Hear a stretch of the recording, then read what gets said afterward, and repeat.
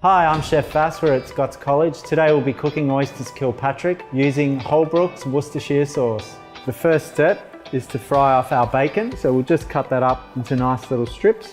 So we'll get our pan nice and hot for the bacon and add just a little bit of oil. The bacon itself has plenty of fat on it, so we don't need too much oil in that pan.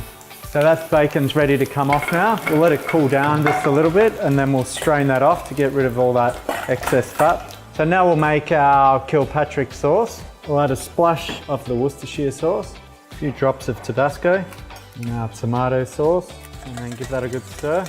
So next we're going to get our oysters ready for the oven. Place a little bit of rock salt on your tray.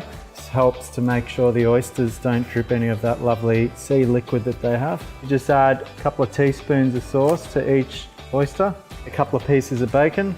Now oysters are ready to go into the oven on 200 degrees and we'll just let that sauce heat up and then they're ready to go. So again, now we're plating up. We'll still add some rock salt just to keep that beautiful Kilpatrick sauce in the oyster.